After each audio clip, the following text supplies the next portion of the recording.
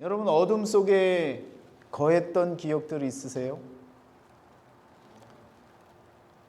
정말 아무것도 보이지 않은 막막한 그런 현실 앞에 놓일 때에 우리는 빛을 비춰주기를, 누군가의 빛이 되어지는, 그래서 그 빛을 바라보며 소망을 품고 세상을 살아갈 힘을 얻게 되어지는 그런 순간들이 우리들에게 있습니다.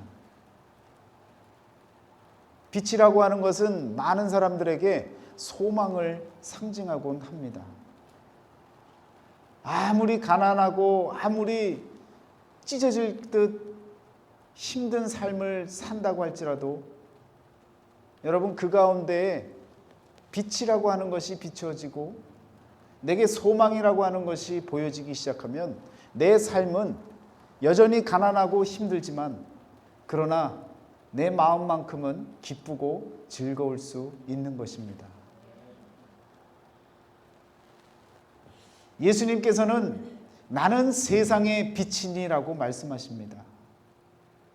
말하자면 세상이 어둡고 세상이 답답하고 풀려지지 않는 문제로 가득 찬 세상에 나아갈 길을 보여주시는 것이 바로 나는 세상의 빛이니 라고 말씀하는 것과 같은 것입니다. 동굴 속에서 헤매고 어둠 속에서 터널 속에서 아무것도 보이지 않는 가운데 빛이 보이기 시작하면 그곳으로 나아갈 길이 주어지고 그 길이 우리들에게 열려지는 것입니다. 여러분 세상이 암담하죠.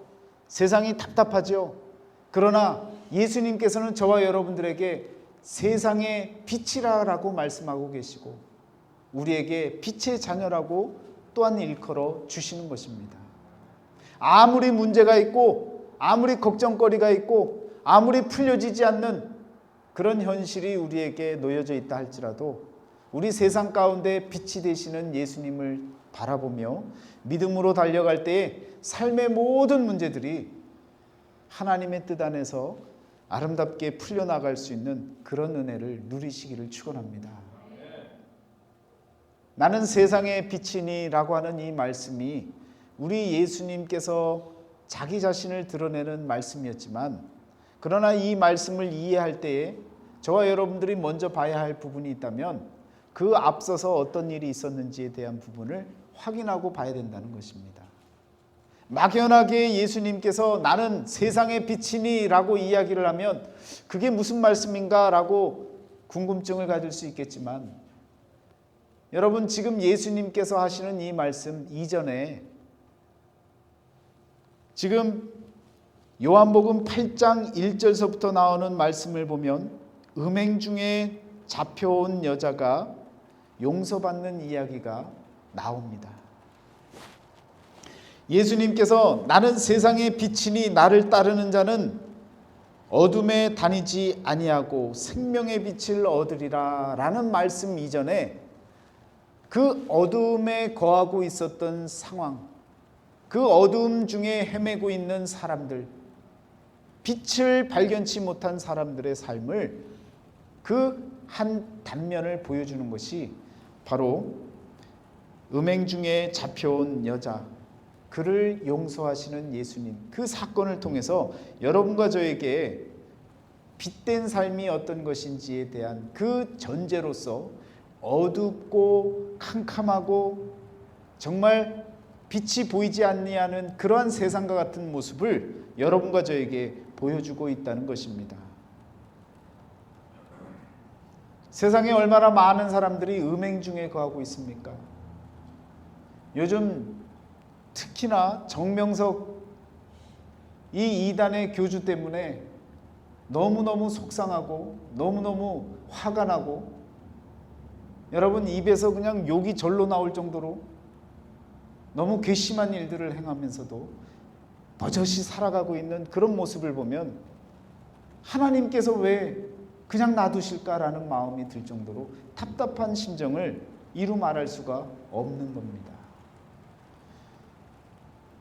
죄의 문제를 언급하고 또 그 죄를 갖고 또 다른 사람을 붙잡아서 더 어렵고 더 고난스럽고 더 고통스럽고 그리고 죽이기까지 하려고 했던 여러분 종교 지도자들, 서기관과 바리새인들이 계략을 펼치지 않습니까? 음행 중에 잡혀온 여인을 끌고 와서 이 여인을 당신 같으면 어떻게 하겠습니까? 돌로 쳐야 됩니까? 치지 말아야 됩니까? 여러분, 그 상황에 놓인 예수님은 정말 서기관과 바리새인들이 놓아놓은 덫에 걸린 것과도 같은 것입니다. 이러지도 저러지도 못하는 거예요. 죄의 문제를, 그 현장을, 그곳에서 잡아온 여인을 자신의 앞에 놓고 돌로 쳐야 할지 말아야 할지를 묻고 있는 그 서기관들과 그 바리새인들의 그 마음을 우리 주님은 바라보셨습니다. 정말 의를 위해서 행하는 일이 아니라 예수님을 고발하기 위해서 펼쳐내는 음모였습니다. 그 마음을 아셨기에 예수님은요, 정말 명답으로 그 모든 사건을 일축시켜 버립니다. 여러분, 만약에 돌로 치라 라고 예수님이 말씀하시면 어떻게 되는 겁니까? 예수님께서 평상시에 율법에 대해 새로운 가르침을 가르쳤던 모든 가르침이 다 수포로 돌아가는 겁니다. 예수님께서 그 자리에 서 있는 이유가 없어지는 거예요. 그러니까 돌로 치라는 말을 하면 지금까지 공생애를 통해 말씀을 선포했던 그 모든 말씀들이 다 거짓부랭이가 되어지는 거예요. 그러니까 그렇게 말할 수도 없는 거예요. 그런데 반대로 용서하라 그러면 어떻게 되는 거예요? 하나님께서 명하신 하나님의 법, 하나님의 말씀을 어기는 것이 되는 거죠. 그러면 이것도 안 되고 저것도 안 되는 그런 상황 가운데에 예수님께서는 무엇라고 말씀하고 계십니까? 예수님께서 퍼포먼스를 하나 행하셨죠. 땅에다가 손가락으로 쓰세요. 뭔가 모르게 이렇게 열심히 쓰십니다. 그 내용이 무엇인지 아무도 몰라요. 그 내용이 어떤 내용인지 우리가 추측만 할 수 있을 뿐입니다. 여러분, 예수님이 뭐라고 땅에다가 쓰셨길래 그 쓰시는 그것을 보고 사람들이 놀라고 양심에 찔려서 그 자리를 물러나고 들고 있던 돌들을 다 땅에 던지고 뒤로 물러서고 도망가겠습니까? 여러분, 어떤 글을 써 넣으셨다고 생각하십니까? 그런 생각 해보셨어요? 땅바닥에다 예수님이 무슨 글을 쓰셨길래 사람들이 이렇게 놀라고 양심의 가책을 느끼고 돌을 내려놨을까?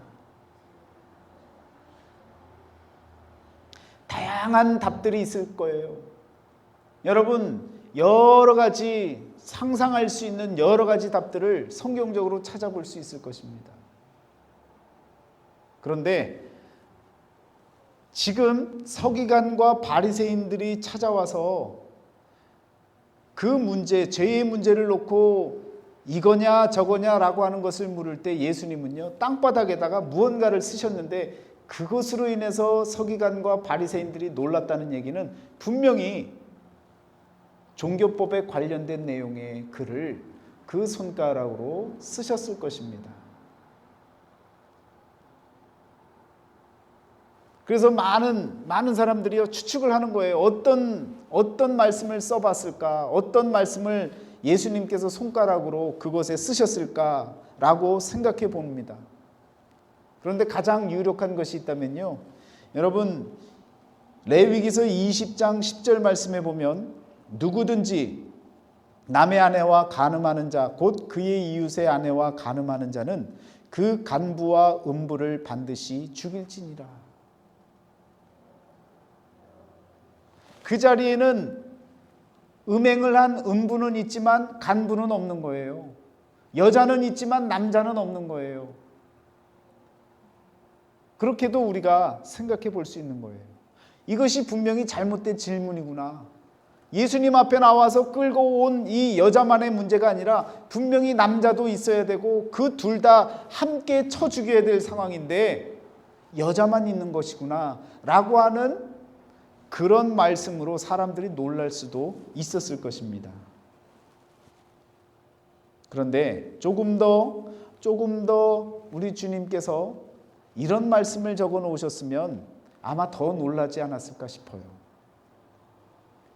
신명기 17장 7절 말씀에 보면 이런 자를 죽이기 위하여는 증인이 먼저 그에게 손을 댄 후에 뭇 백성이 손을 댈지니라. 너는 이와 같이 하며 너희 중에서 악을 제할지니라. 아마 이 말씀을 적어놨으면 여러분 지금 서기관들과 바리새인들은요 준비한 그 음모 그 계략 가운데 목표하는 것은요 예수님의 그 답입니다. 돌로 쳐라 아니면 용서해라 둘 중에 하나만 기대하고 지금 수작을 부리고 있는 거예요. 그런데 예수님께서는 땅바닥에다가 증인이 있어서 그 증인이 먼저 돌을 들어 치라는 거예요. 서기관과 바리새인 그 많은 사람들 가운데 여인을 끌고 왔던 그 사람들 가운데 아직 결정되지 않았던 한 가지 증인을 세우지 않았다는 거죠. 증인을 세우지 않았기 때문에 그 증인이 누군지 모르니까 서로 이건 계획이 없었잖아 라고 서로를 바라볼 수 있다는 거죠. 충분히 이와 같이 우리가 생각해 볼 수 있을 것입니다. 여러분 예수님께서 손가락으로 한 번 쓰신 것이 아니라 두 번을 쓰셨어요. 그런데 또 다른 말씀을 보니까요 신명기 19장 18절 19절 말씀을 보면요 재판장은 자세히 조사하여 그 증인이 거짓 증거하여 그 형제를 거짓으로 모함한 것이 판명되면 그가 그의 형제에게 행하려고 꾀한 그대로 그에게 행하여 너희 중에서 악을 제하라 라는 말씀이 나옵니다. 신명기 말씀을 그렇게도 묵상하시고 잘 알고 계신 예수님께서 이런 말씀을 알고 손가락으로 아마도 증인이 있느냐 라는 표현에 말씀을 적었을 테고 또 한 번의 말씀으로는 만약에 거짓이라면 너희가 돌로 죽이려고 하는 그대로 너가 죽게 될 것이다 라고 하는 그 표현을 종교법에 따라서 하나님 말씀에 나와 있는 그 말씀들을 손가락으로 적어 나가셨을 것이다 라고 우리가 상상해 볼 수 있다는 것입니다. 그래서 아마 놀라고 자책하고 그 들었던 돌을 내려놓고 나도 증인은 아닌데 내가 저렇게 하려고 하다가 나도 돌로 돌팔매질을 당하겠구나. 그리고는 한 명씩 내려놓고 뒤로 물러설 수 있는 것입니다. 법을 알고 법으로 사람을 죽이려고 하는 사람들에게 여러분 참된 법을 통해서 하나님께서는요 이 험난하고 암담하고 캄캄한 세상 가운데 빛이 되어 주셔서 세상이 나아갈 길, 세상이 바라봐야 할 곳, 그리고 세상이 앞으로 움직여야 할 그 방향을 이 세상의 빛으로 오셔서 오늘 저와 여러분들에게도 빛이 되시는 주님께서 여러분과 저에게 이러한 말씀, 세상이 나아갈 그 방향을 우리들에게 알려주고 계신다는 것입니다. 여러분과 제가 이 세상을 살면서 어떻게 살든 그 모든 삶이 생명을 살리려고 하는 일에 여러분과 제가 초점 지어져서 살아갈 수 있다면 우리는요 세상에 빛이 되어지시는 예수님을 따라서 빛의 자녀로서의 삶을 살아갈 수 있게 되어질 것입니다. 지금 간음 중에 잡혀온 그 여인을 통해서 이 세상의 의가 무너진 세상, 암담한 세상을 우리 주님께서 새로운 길로 열어주시고 나아갈 길, 돌이킬 길을 우리에게 보여주고 계신다는 사실을 기억하시기를 바랍니다. 사람으로서 행해야 할 바른 도리를 의라고 얘기합니다. 여러분, 이 의를 지키는 것이요, 바로 빛된 삶을 사는 자의 삶입니다. 하나님을 의지하고 하나님께 맡기면, 시편 말씀에 그렇게 말씀하시잖아요. 내 길을 여호와께 맡기라. 그를 의지하면 그가 내 의를 빛같이 나타내시며 내 공의를 정오의 빛같이 하시리로다. 의를 지켜나가는 자는요, 빛된 모습처럼 나타난다는 거예요. 예수님께서는요, 그 의를 지키시는 의가 되어지시기 때문에, 하나님의 공의, 하나님의 정의를 지키시는 의가 되어지시기 때문에 세상의 빛이 되어질 수 있는 것입니다. 여러분과 저도요, 그런 빛이 되어지셔야 되는 거예요. 잘생기고 그냥 막 어디 나타나면 그냥 후광이 비춰지는 것처럼, 야, 정말 멋지다, 이런 이야기를 들으란 얘기가 아니라, 내가 하나님의 법을 따라서 하나님의 의를 지켜나갈 때에 그 의를 지켜나가는 그 삶을 통해서 세상 사람들에게 새로운 방향을 알려주고 나아갈 길을 깨닫게 하고 하나님의 뜻이 무엇인지를 발견할 수 있도록 그렇게 살아갈 수 있는 길을 열어주는 삶, 그 삶이 바로 빛된 삶이라는 말씀입니다. 그런데 참 재미있죠?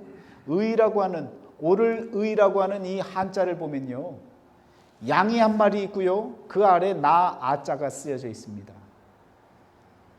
나 아자라고 하는 그 자체 위에 양이 올려져 있어야 되는 거예요. 우리 믿는 사람들의 해석으로는요, 나보다 위에, 내 위에 우리 주님이 머리가 되어주셔서, 교회의 머리가 되어주시는 우리 주님이 나의 인생의 머리가 되어주셔서 나를 주관해 주시면요, 나는 의로 나아갈 수 있는 거예요. 그런데 내가 무너지잖아요. 그러면 내 위에 있는 이 양도 무너지는 거예요. 여러분, 의라고 하는 건 다른 것이 아닙니다. 주님과 함께하는 삶이 바로 의로운 삶입니다. 하나님의 말씀대로 살아가는 그 삶이 저와 여러분에겐 의로운 삶이 되어지고요, 그리고 그 의를 지켜나갈 때 우리의 의를 빛같이 나타내시고, 정오의 빛, 얼마나 반짝이는 빛입니까? 얼마나 뜨거운 태양입니까? 그 빛과 같이 이 세상을 환히 빛내고 그리고 나타내 보여주신다는 말씀입니다.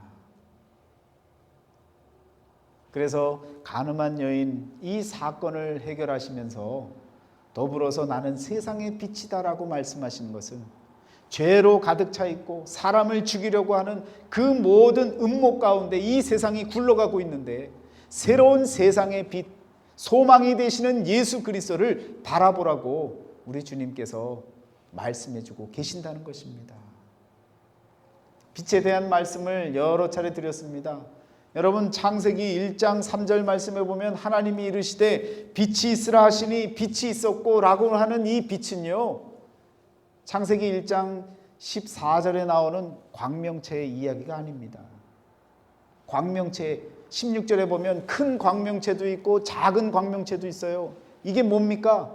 하늘에 떠 있는 해, 태양, 밤에 뜨는 달과 별, 이런 것들을 큰 광명체, 작은 광명체라고 하는 거예요. 빛을 내는 물체라고 하는 것인데, 1장 3절 말씀에 나오는 이 빛은 바로 예수 그리스도를 드러내는, 예수님을 나타내는 말씀 아닙니까? 그 빛이 되시는 예수님이 하나님과 함께 계셨지 않습니까? 말씀이 하나님과 함께 계셨다라고 고백하는 요한복음 1장 1절의 말씀처럼, 여러분, 그 빛이 되시는 예수님, 그 빛이 우리에게 찾아오셔서 참 빛의 모습으로 여러분과 저를 비춰주시기를 원하시고, 또한 우리도 마찬가지로 그 빛된 삶을 살아가기를 우리 하나님께서는 원하고 계신다는 것입니다. 오늘 말씀에서처럼 그 안에 생명이 있었으니 이 생명은 사람들의 빛이라, 요한복음 1장 4절에 태초에 말씀이 계셨는데 그 말씀 안에 생명이 있었다는 거예요. 그 생명은요, 또 그 생명 안에 생명은 바로 사람들의 빛이었다는 거예요. 그래서 창세기나 요한복음서나 할 것 없이 빛에 대한 그 상징적인 의미로 예수 그리스도를 나타내주고 있다는 말씀입니다. 요한복음 1장 9절에는 이렇게 나오죠. 참빛 곧 세상에 와서 각 사람에게 비추는 빛이 있었나니. 각 사람에게 비추는 빛이 있는 거예요, 여러분. 이건요, 광명체가 아닙니다. 태양이 뜨면요, 빛이 비춰져서 누구에게는 비치고 누구에게는 안 비춰집니까? 그냥 비춰지는 빛이에요. 그러나 각 사람에게 비추어지는 이 세상의 빛은 다른 빛이라는 거예요. 의를 지켜나가기 위해 살아가는 그 빛, 참된 길을 알려주시는 하나님의 말씀, 그 말씀이 바로 여러분과 저에게 세상의 빛, 참 빛, 각 사람에게 비추는 빛이라는 말씀을 하고 있는 것입니다. 그래서 8장 12절에서 나는 세상의 빛이니 라고 말씀하시면서 나를 따르는 자는 어둠에 다니지 아니하고 생명의 빛을 얻으리라. 생명의 빛을 소유하는 삶이 되시기를 축원합니다. 어두움 가운데, 캄캄한 어두움 가운데 그 생명의 빛을 비출 수 있는 그런 삶을 살아나가시기를 축원합니다. 지난 주간에 제가 지방회를 다녀왔지 않습니까? 열심히 살아가는 한 사모님의 삶을 보면서 참 마음에 감동이 있었습니다. 참 빛된 삶을 사는구나. 그 사모님이 세상에서 말하면 참 대단한 음악가이십니다. 줄리아드 음대를 졸업했어요. 놀라시지도 않네요. 바이올린으로 그냥 세계 최고의 명문대학을 졸업했는데 지금은 작은 교회의 부엌대기로 아무도 인정해주지 않는 그냥 손이 젖어 있어서 늘 섬기는 일로 살아가고 있는 사모님으로. 그래서 목사님들이나 다른 사람들이 놀래서 아니 사모님, 아니 줄리아드 음대 나왔으면 밖에 나가서 레슨만 해도 레슨비가 한 번에 얼만데 그 많은 돈을 다 왜 안 벌고 계셔요? 여기 미국은요, 사모님들이 나가서 일해도 괜찮아요. 많이 버세요. 많이 벌고 좋은 일에 쓰시면 되잖아요. 여러분, 이것이 우리 일상적인 사고이고 우리의 생각들 아닙니까? 근데 그 사모님은요, 세상에서 그렇게 남들이 얻고 싶은 것을 얻고 갖고 싶은 것을 갖고 그 재능과 그 탤런트를 갖고도 그저 하나님 섬기는 일로만 살아가겠다고 목회자와 결혼을 하고 시집을 와서 그 많은 부귀와 영화를 누릴 수 있는 찬스를 놓치고 스스로 버리고 하나님 섬기는 일, 선교하는 일, 믿음으로 살아가는 일, 그 일을 위해서 소리 없이 빛도 없이 조용히 살아가고 있는 그 모습을 보면서 하나님께서 그 모습을 통해 많은 사람들에게 감동을 주게 하시고 또 더불어서 많은 이들에게 은혜가 되게 하셔서 이 세상 가운데 화려한 스펙과 화려한 여러 가지 능력을 갖고 살아가는 세상 한가운데에서 하나님이 우선인 것을 깨닫게 하는 빛된 삶을 살아가는 믿음의 삶을 보여주시는구나. 그런 마음으로 마음에 감동이 오더라고요.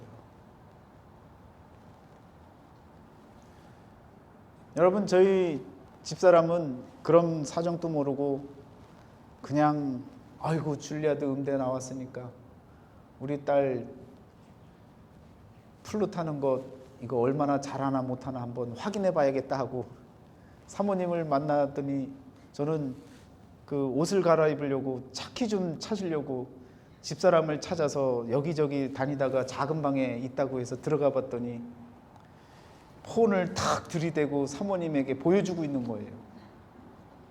우리 딸 이 정도면 음악 어떤 수준인가요?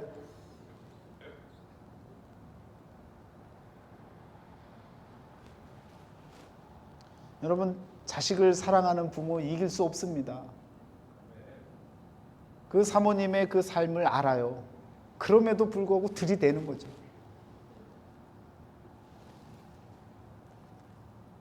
여러분, 세상을 사는 방법은 다양합니다. 그러나 대부분의 세상은요, 캄캄한 세상, 돈에 눈이 가려진 세상, 보이는 것이 전부인 세상, 그런 세상으로 이 세상이 갈 길을 잃어버렸단 말입니다. 그런데 그 사모님은 그 갈 길을 우리에게 보여주잖아요.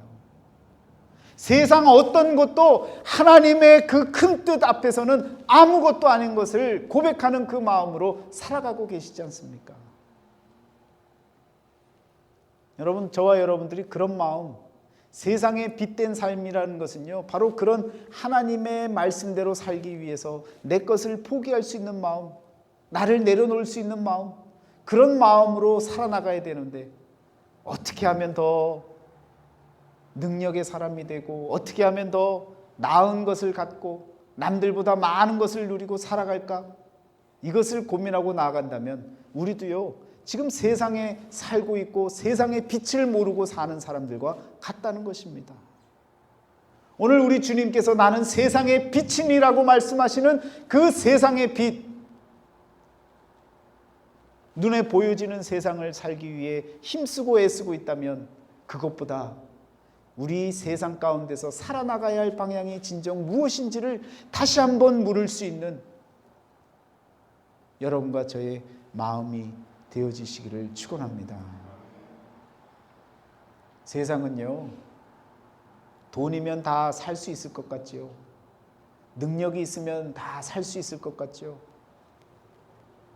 그러나 그렇지 않다는 것을 오랜 시간 살아온 우리는 알지 않습니까? 그것이 전부가 아닌 것을 알지 않습니까?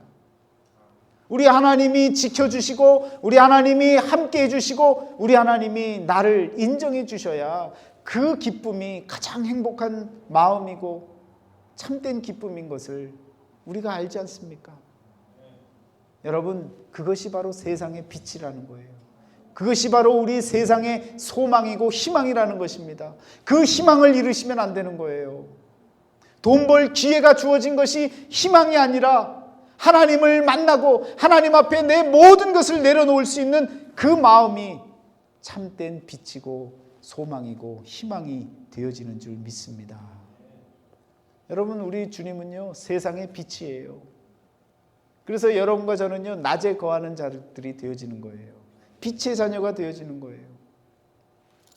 계시록 마지막 말씀에 보면요, 21장 22절서부터 말씀에 성 안에서 내가 성전을 보지 못하였으니 이는 주 하나님 곧 전능하신 이와 및 어린 양이 그 성전이십니다. 그 성은 해나 달의 비침이 쓸데없으니. 왜 없어요? 왜 광명체가 필요 없는 거예요? 그런 빛의 차원을 얘기하고 싶지 않은 거예요. 여러분, 환한데 그 환함이 광명체의 빛이 아니라는 거예요. 그런 해나 달과 별들이 비춰지는 그런 빛이 필요치 않다는 거예요. 왜? 우리 주님이 세상의 빛이시기 때문에. 빛과 함께 거하는 자는요, 밤에 거하지 않는 거예요. 어둠에 거하지 않는 거예요.